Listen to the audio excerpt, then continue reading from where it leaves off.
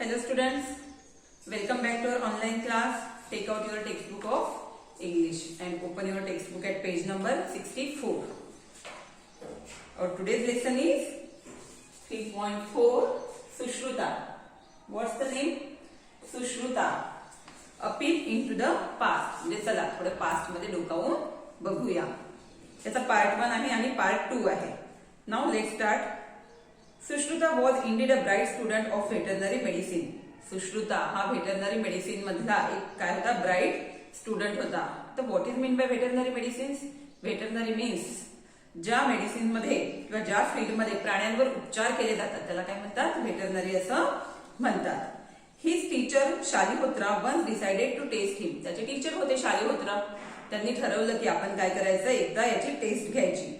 He asked Sushruta what all he would need to perform a surgery on a wonderful horse. त्यांनी एकदा सुश्रुताला विचारलं की आपल्याला जर एखाद्या घोड्याची सर्जरी करायची आहे तर त्याच्यासाठी आपल्याला काय काय साहित्य लागेल. Sushruta very quickly listed down all the instruments and medicines that would be needed. Sushruta एकदम ब्राईट स्टुडंट होता, त्याच्यामुळे त्याने एकदम इन्स्टंटली जे काही त्याला इन्स्ट्रुमेंट्स पाहिजे, जे काही साहित्य मेडिसिन्स वगैरे पाहिजे, पटकन त्यांनी लिस्ट बनवली आणि आपल्या टीचरकडे म्हणजे आपल्या गुरूंकडे त्यांनी दिली. 3 things are missing, Shalihotra said. शालिहोत्राने म्हणजे जे सुश्रुताचे गुरु होते त्यांनी म्हटलं की 3 गोष्टी काय आहेत, मिसिंग आहेत. कन्फ्युज्ड सुश्रुता लुक्ड ॲट हिम. सुश्रुता एकदम कन्फ्युज झाला आणि त्यांच्याकडे बघायला लागला. म्हणजे काय मिस आहे, मी तर सर्व काही व्यवस्थित दिले आहे, पण याच्यामध्ये काय बरं मिस असू शकते. तर बघा, I will give you a week to find them. Shalihotra consulted. शालिहोत्राने मग त्यांना म्हटलं, कोणाला, सुश्रुताला म्हटलं की मी तुला 1 आठवडा देतोय ते शोधायला. Curious to find out what those 3 things were, Sushruta observed his teacher carefully for the next 1 week. Sushruta एकदम क्युरियस होऊन, एकदम उत्सुक होऊन ते बघून राहिला होता की कोणत्या 3 गोष्टी आपल्या याच्यातून मिसिंग आहेत. म्हणजे का बरं, मी तर पूर्ण लिस्ट दिली, जे काही आवश्यक आहे साहित्य ती पूर्ण लिस्ट मी दिली, इन्स्ट्रुमेंट्सची पण लिस्ट दिली, पण कोणत्या मिस आहे त्याला समजूनच नव्हतं राहिलं. Before operating the horse, Shalihotra observed every part of the horse and then Sushruta found the first missing thing. बघा, घोड्याची सर्जरी करायच्या आधी शालिहोत्र जे सुश्रुताचे गुरु होते ना, त्यांनी काय केलं, घोड्याला छान असं व्यवस्थित असं ऑब्झर्व केलं, घोड्याचं एकदम भारी निरीक्षण केलं. तर ही फर्स्ट मिसिंग थिंग होती कोणाच्या ह्याच्यातली, सुश्रुताच्या ह्याच्यातली. A good veterinarian should have an eagle's eye. जो चांगला व्हेटरनरियन असतो ना, जो चांगला प्राण्याचा डॉक्टर असतो, त्याचे डोळे कसे असतात, ईगल्सचे असतात. ईगल माहिती आहे ना, गरुड, तसे डोळे, म्हणजे त्या बारकाईने त्याला तो प्राणी बघावा लागतो. Then Shalihotra treated the animal as if it were his own, balancing science and compassion equally. नंतर शालिहोत्राने काय केलं, त्या घोड्याला किंवा त्या जे काही प्राणी होते त्यांनी जसं काही त्यांचे स्वतःचे प्राणी आहे, स्वतःचे मुलं आहे, या पद्धतीने त्यांनी काय केलं, त्यांची काळजी घेतली, त्यांना ट्रीट केलं, म्हणजे त्यांच्यावर ट्रीटमेंट त्या पद्धतीने केली. म्हणजे दोन्ही याचं बॅलन्स, सायन्स आणि कम्पॅशन. कम्पॅशन मीन्स करुणा, दया. आपल्या मनामध्ये म्हणजे त्यांच्या मनामध्ये दया सुद्धा होती आणि सायन्स नुसार ते काय करून राहिले होते, सर्जरी करून राहिले होते. And low Sushruta found he second rule. आणि सुश्रुताला त्याची सेकंड मिसिंग थिंग मिळाली. कोणती मिसिंग थिंग, की आपण काय केलं पाहिजे, आपल्या मनामध्ये एखादी सर्जरी करताना काय असली पाहिजे, करुणा सुद्धा असली पाहिजे. A good veterinarian should have a lion's heart. आणि पहा, अ गुड व्हेटरनरियन, चांगला जो व्हेटरनरियन असतो, चांगला जो डॉक्टर असतो ना प्राण्यांचा, त्याचं हार्ट म्हणजे प्राण्यांचाच म्हणून नाही, जो कोणता डॉक्टर असेल त्याचं हार्ट कसं असलं पाहिजे, लायन्स हार्ट, म्हणजे सिंहाचं काळीज त्याचं असलं पाहिजे. नाहीतर सर्जरी करायची आहे, आपण त्या फील्डमध्ये नाही आहे, आपण जर एखादी सर्जरी करायची, सर्जरी तर आपण तिथे जाऊच नाही, पण एखाद्याला जर जखम झाली, ती जखम आपण बघितली, रक्त बघितलं तरी आपल्याला घाबरल्यासारखं होतं. पण डॉक्टर जे सर्जरी करतात तर ते किती ब्रेव्ह होऊन करतात. म्हणजे खरंच डॉक्टरला कसं असलं पाहिजे, लायन्स हार्ट म्हणजे सिंहाचं काळीज डॉक्टरच्या ठिकाणी असलं पाहिजे. Shalihotra help the horse recover after the surgery. मग शालिहोत्राने काय केलं, घोड्याची सर्जरी झाल्याच्या नंतर त्याला रिकवर व्हायला मदत सुद्धा केली. Sushruta came to know that a good veterinarian should have a mother's touch too. मग सुश्रुताला हे सुद्धा समजलं की चांगला जो व्हेटरनरियन असतो, चांगला जो डॉक्टर असतो, त्याच्या मनामध्ये काय असते, मदर्स टच म्हणजे आईची माया त्याच्या मनामध्ये असली पाहिजे, तरच तो चांगला डॉक्टर होऊ शकतो. Later in his life Sushruta wrote a book on surgery. आणि त्यानंतर आपल्या लाईफमध्ये सुश्रुताने काय केलं, सर्जरीवर छान अशी बुक लिहिली Now the part 2. A tradition of veterinary therapy developed very early in India and this has survived to the present time.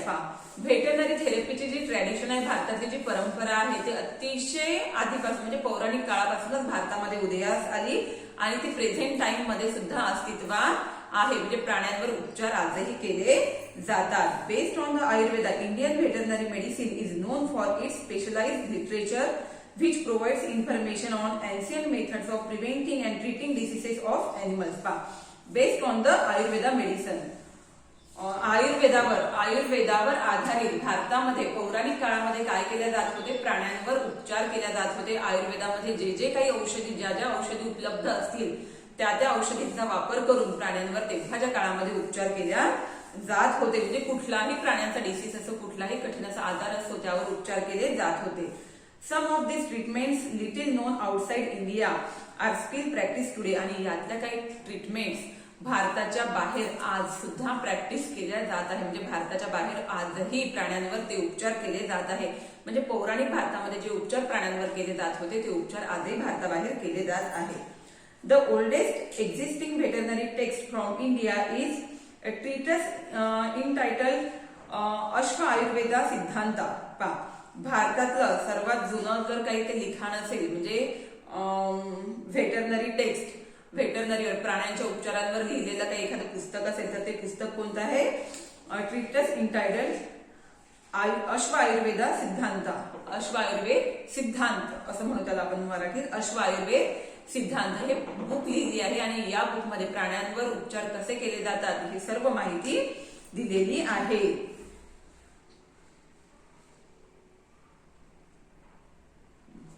Attributed to Shalihotra, the founder of veterinary medicines. आणि ही बुक, या बुक मध्ये काय आहे, veterinary medicines म्हणजे veterinary मेडिसिन्सचे जे गुणधर्म आहे, प्राण्यांवर औषधोपचाराचे जे गुणधर्म आहेत ते शालिहोत्राने लिहिलेले गुणधर्म सर्व या बुक मध्ये आलेले आहेत. Subsequently various treatises on horses and diseases of horses were composed. त्यानंतर म्हणजे काही कालावधीनंतर बरेचसे पुस्तकं घोड्यांवर उपचार कसे करायचे किंवा बाकी प्राण्यांवर उपचार कसे करायचे यावर लिहिलेले आहेत. आधीच्या काळामध्ये महत्वाचा प्राणी जर कोणता असेल तर तो कोणता होता, पौराणिक काळामध्ये घोडे आणि हत्ती हे दोन प्राणी खूप महत्वाचे होते. कारण की या दोन प्राण्यांचं महत्व युद्धामध्ये खूप जास्त प्रमाणामध्ये होतं. म्हणून त्यांच्यावर उपचार कसे करायचे हीच पुस्तकं आधीच्या काळामध्ये लिहिल्या गेलेली आहे. Nakul, one of the 5 Pandavas, was the horse specialist himself. Nakul माहित आहे तुम्हाला, 5 पांडवांपैकी एक. 5 पांडव कोणते, युधिष्ठिर, भीम, अर्जुन, नकुल आणि सहदेव हे काय होते, 5 पांडव होते. तर त्यापैकी नकुल हा जो 5वा पांडव होता तो काय होता, हॉर्स स्पेशलिस्ट हिमसेल्फ म्हणजे तो हॉर्स स्पेशलिस्ट होता. घोड्यांची त्याला पूर्ण माहिती होती. Among the best known works of animals literature is Ashvachikitsa written by Nakul. पहा, मग नकुलाने अश्वचिकित्सा नावाचं सुद्धा एक बुक लिहिलेलं आहे. त्यामध्ये घोड्यांवर उपचार कसे करायचे, त्यांना कुठल्या पद्धतीत म्हणजे काय खायला द्यायचं, त्यांची काळजी कशी घ्यायची हे सर्व माहिती त्यामध्ये इन्क्लूड आहे. Sushruta, a disciple of Shalihotra, wrote on animal surgery. Sushruta हा जो शालिहोत्राचा जो शिष्य होता त्याने काय केलं, एनिमल सर्जरीवर सुद्धा त्यांनी बुक लिहिलेली आहे. This made people aware of surgical methods, dressing of wounds, bandaging of fracture etcetera. आता यामध्ये काय लोकांमध्ये अवेअरनेस निर्माण झाला म्हणजे सर्जिकल मेथड्स वगैरे त्यामध्ये सांगितले आहे. म्हणजे फ्रॅक्चर झालं असेल एखाद्या प्राण्याला, घोड्याला वगैरे, तर ते फ्रॅक्चर कशा पद्धतीने दुरुस्त करायचं, बँडेज कशा पद्धतीने करायचं, जखम त्याची कोणत्या पद्धतीने स्वच्छ करायची किंवा बरी करायची ही सर्व माहिती त्या बुकमध्ये आहे. कोणाच्या बुकमध्ये, सुश्रुताने लिहिलेल्या बुकमध्ये. Later during the reign of Chandragupta Maurya, veterinarians started compelling armies to treat horses, elephants as well as cattle. मग त्यानंतर जेव्हा चंद्रगुप्त मौर्याच्या कालावधीमध्ये काय झालं, व्हेटरनरियन स्टार्टेड कंपेनिंग आर्मीज. मग जे व्हेटरनरियन्स होते, जे प्राण्यांवर उपचार करणारे जे काही वैद्य वगैरे होते ते काय करायला लागले, जी एखाद्या राज्याची सेना असायची, मोठी सेना असायची, त्या सेनेसोबत वगैरे ते राहायला लागले. कारण की युद्ध वगैरे करताना प्राणी जखमी व्हायचे, मग त्यांच्यावर कशा घोडे, हत्ती वगैरे जखमी व्हायचे, मग त्यांच्यावर कशा पद्धतीने उपचार करायचा, तर यासाठी ते वैद्य त्यांच्या सोबत असणं आवश्यक होतं. आणि त्याच पद्धतीने कॅटल म्हणजे जे गुरे वगैरे आहे त्यांच्यावर सुद्धा मग त्यानंतर उपचार व्हायला सुरुवात झाली. The great emperor Ashoka erected the first known veterinary hospitals of the world. पहा, the great king Ashoka. Ashoka आपल्याला माहितच आहे, हा मोठा एक राजा होता. तर त्यांनी काय केलं, भारतातलं जगातलं पहिलं व्हेटरनरी हॉस्पिटल त्यांनी काढलं. कुणी? अशोकाने काढलं, सम्राट अशोकाने काढलं.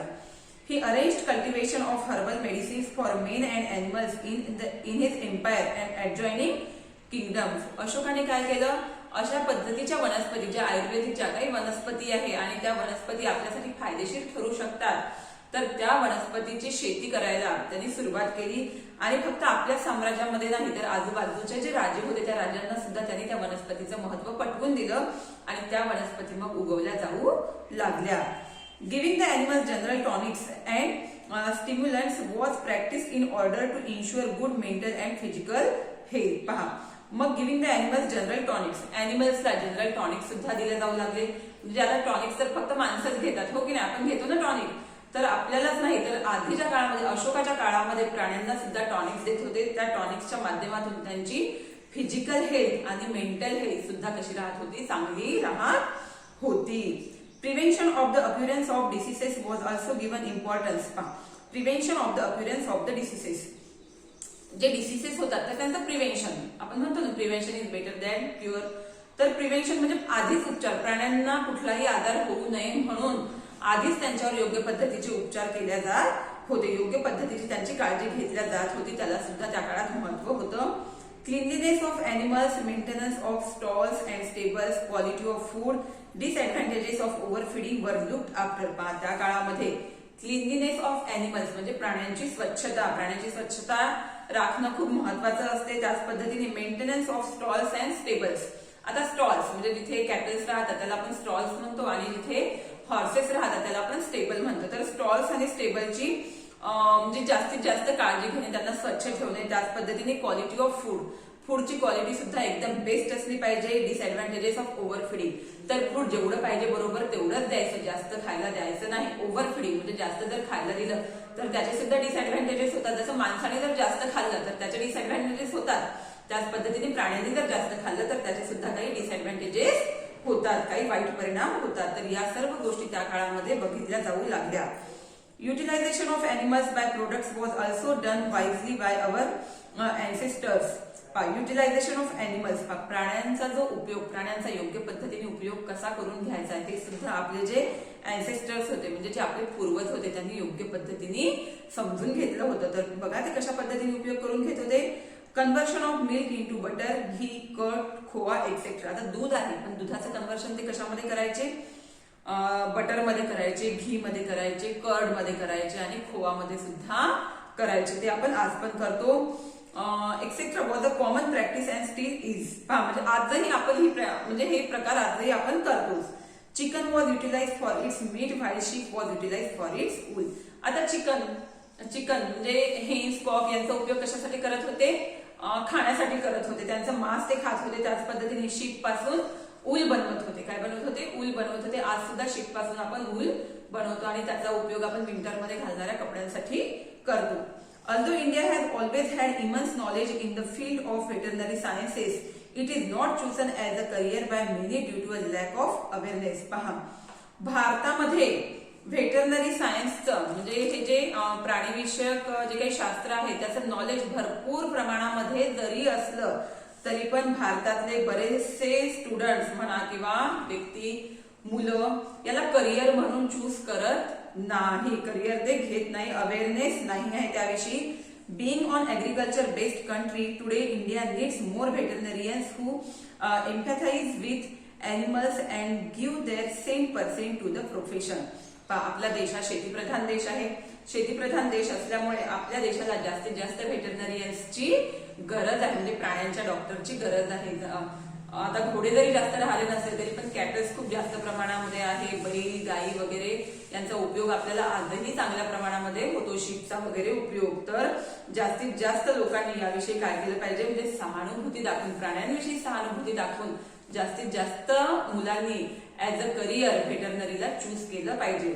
आणि तुम्हाला एक गोष्ट माहित आहे, हे व्हेटरनरी कॉलेजेस जे असतात ते व्हेटरनरी कॉलेजेस फार रेअर असतात. तर यवतमाळ जिल्ह्यामध्ये फक्त 2 व्हेटरनरी कॉलेजेस आहेत. तर त्यापैकी एक व्हेटरनरी कॉलेज आपल्या स्कूलमध्ये आहे. स्कूलला अटॅच जे कॉलेज आहे ते कुठलं कॉलेज आहे?